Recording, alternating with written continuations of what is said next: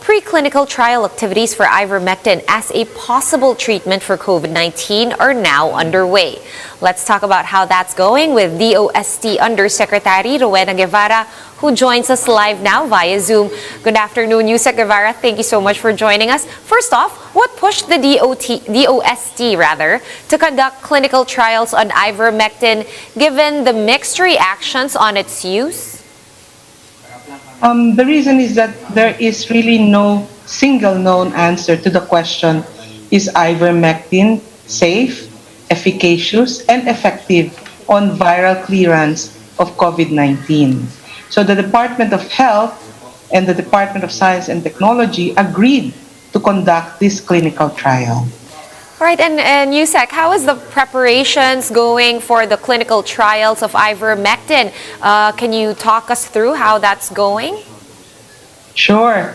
Currently, the ivermectin study group is waiting for the final approval of the protocol that they submitted. They had to change it because we are participating in an international ivermectin study, and there was a change in the protocol. So this is 75 countries joining the same study and doing the same protocol. So we're waiting for the FDA clearance of that protocol.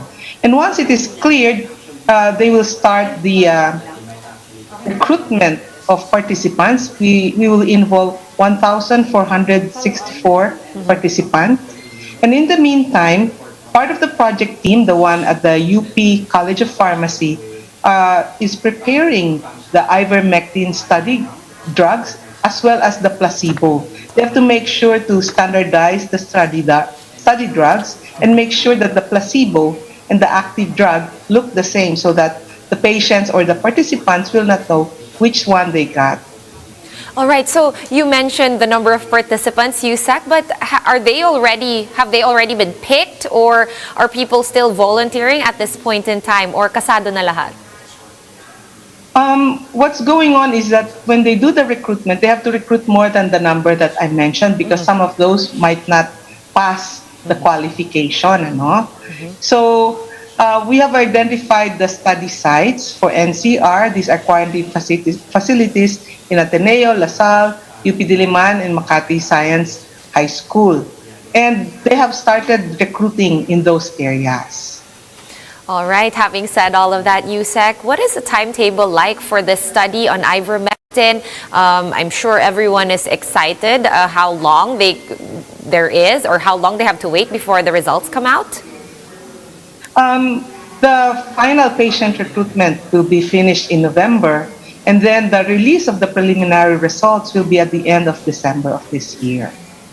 All right, and then what's the next step after that, Usec? After the clinical trials, assuming the results of the study are positive to ivermectin as a treatment for COVID-19, can that just be rolled out after, the study says that there are positive results, for example? If the results are good, drug developers and the public will benefit from the local ivermectin clinical trials because then the information on the dosage, the safety, the efficacy, and effectiveness will be made available to the pharmaceutical companies. And they can then start manufacturing this if they wish to do that. All right. What about other possible, COVID-19 treatments? Are you guys conducting any such clinical trials for other drugs that are perhaps less, less popular or less known? We have many things going on. Like we have one for melatonin. We have one working on tocilizumab. We also have herbals like tawa-tawa, lagundi, and of course the virgin coconut oil. And there are some people also working on plasma therapy. All of this funded by the Department of Science and Technology.